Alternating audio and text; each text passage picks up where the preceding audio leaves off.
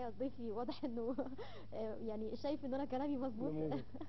بس يا فندم، معنا على هذه الفقره من هذه السهره، سهره قمر النيل وليله السبت، الاستاذ محمد صلاح حسنين، مدرب اللياقه البدنيه بنادي التوخ الرياضي. اهلا بحضرتك. اهلا بسعادتك. اهلا استاذ محمد، وحضرتك كمدرب للياقه البدنيه، و في الاطار الرياضي والتدريب الرياضي جعلك تحتك او على معرفه كبيره ودرايه بكل الاجهزه الرياضيه المستخدمه. السبب المباشر او اول جهاز رياضي حاولت تطوره لاداء تدريبات رياضيه عاليه والوصول الى ما يهم الجميع النهارده، النحافه او التخسيس. اول فكره او اول براءه اختراع وصلت لها؟ هو سعادتك بتوفيق من الله سبحانه وتعالى اهتديت يعني لاكثر من 150 ابتكار او تصميم مصري متسجلين في البحث العلمي، حصل على 3 براءات اختراع. واول براءه اختراع سجلتها سنه 86. وكان اول جهاز فكرت فيه كان سنه 80. الجهاز طبعا كنت شفت اول جهاز كان دخل مصر من الاجهزه المستورده، وطبعا ضمن التكنولوجيات الحديثه للتدريب او وسائل التدريب الحديثه يعني.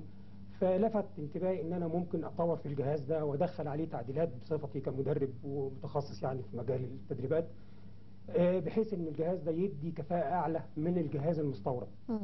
وكان بها الحمد لله. عملت نموذج مصغر للجهاز وبدات اعمل النموذج الفعلي بالشكل الطبيعي للجهاز. وطبعا حطيت الجهاز لفترة طويلة تحت الاختبار على اساس ان انا اشوف له اي مشاكل او اي عيوب اتلاشاها. فترة الاختبار اللي فترة الاختبار سعادتك، وبعد طبعا ما اتأكدت ان صلاحية الجهاز، وفي لجان جت شافت الجهاز على الطبيعة، لجان متخصصة. وبكده طبعا سجلت الاول اختراع كان سنة 86. يعني انا شايف كم من الاجهزه جنبك شايف دينا يمكن الحمد لله سعادتك بقول لسعادتك 150 تصميم، منهم يعني بعض التصميمات اللي انا هعرضها النهارده ان شاء الله، او اساليب جديده.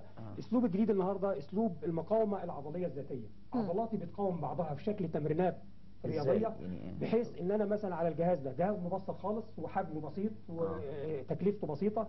الجهاز انا بقعد في الوضع ده، دراعاتي بتقاوم رجليا عن طريق اذرع مفصليه، يعني في هنا مفصله، الذراع ده بينزل لما باجي اعمل تمدد للرجلين فبينزل الدراع اللي فوق على الذراعين.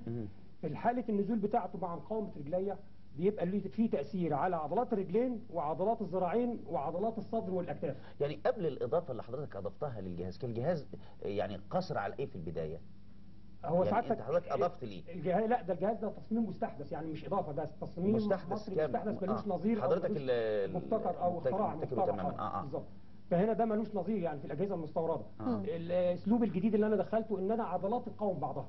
يعني العضل مش محتاج ثقل خارجي او مش محتاج مقاومه خارجيه. الثقل هنا بيعتمد على قوتي انا، القوه الذاتيه.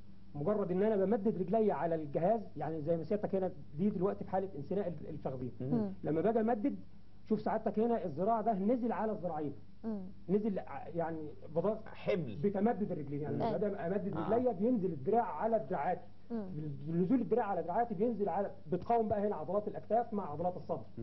ففي الحاله ديت بيدي 3 عضلات او بيأثر على 3 عضلات وقت واحد، وتأثير فعال كما لو انني مثلا بلعب بثقل مثلا 150 كيلو وانا اللي بتحكم في الشده. يعني انا اللي بتحكم في شده التقل. عايز مثلا تقل خفيف انا اللي بتحكم فيها، بزود التقل شويه انا اللي بتحكم فيها، بخفف التقل خالص انا اللي. ولذلك يعني ايه بيبقى لجميع المستويات.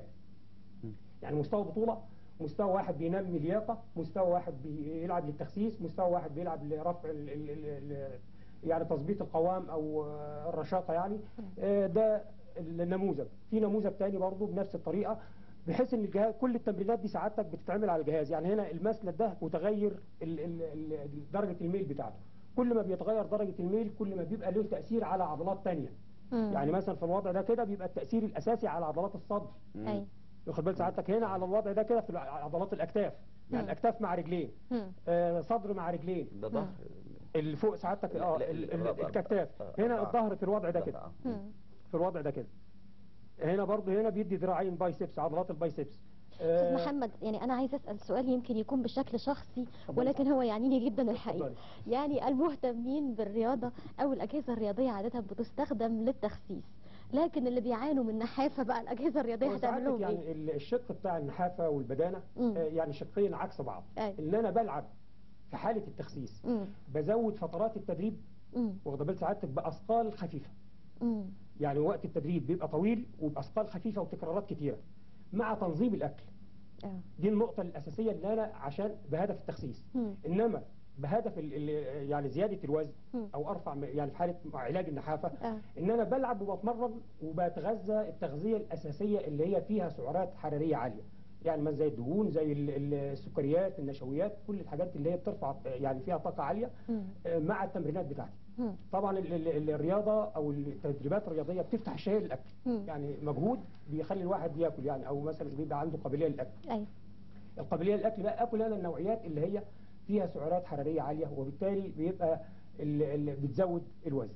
طب التدريبات كانت في نتيجه بشكل كبير على بدأوا يمارسوا على كل الأجهزة دي؟ أكيد طبعا الرياضات يعني. أكيد طبعا سعادتك، يعني الأجهزة يعني من الوسائل الفعالة للتأثير على العضلات، حتى خصوصا يعني مجال البطولات بقى، مثلا مجال كمال الأجسام وبناء الأجسام والعضلات والضخامة العضلية والحاجات دي كلها. الأجهزة طبعا وسيلة فعالة لتنمية العناصر الأساسية زي القوة وضخامة العضل. أستاذ محمد، عفوا يا حسن، أستاذ محمد، هذه الأجهزة المطورة من قبل حضرتك أو المبتكرة تماما من قبل حضرتك، هذه الأجهزة هل بتعنى أو الجمهور المستهدف لاستخدام هذه الأجهزة هل هو جمهور من الأصحاء أم من المعاقين؟ والله من ميزة الأجهزة إنها لجميع التخصص، لجميع الأشخاص من الجنسين بما فيهم المعوقين. يعني الجهاز وسيلة آمنة